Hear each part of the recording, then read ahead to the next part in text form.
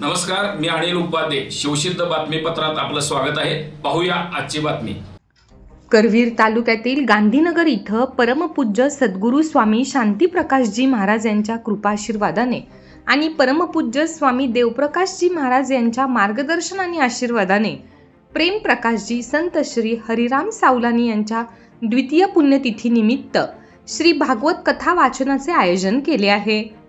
गुरुवार दिनांक 5 डिसेंबर पासून वाचनाला सुरुवात झाली असून 11 डिसेंबर रोजी समाप्ती होणार आहे. हे कथा वाचन श्री प्रेमप्रकाश मंदिरामध्ये सकाळी 8 ते 9:30 वाजता आणि सायंकाळी 6 ते 7:30 या वेळेत होणार आहे. गुरुवार दिनांक 12 डिसेंबर रोजी सायंकाळी 6 वाजता संत श्री हरिराम सावलानी वर्षी उत्सव सखी साई श्री रमेश प्रकाशजी यांच्या उपस्थितीत होणार आहे आणि त्यानंतर महाप्रसादाचे वाटप करण्यात येणार आहे.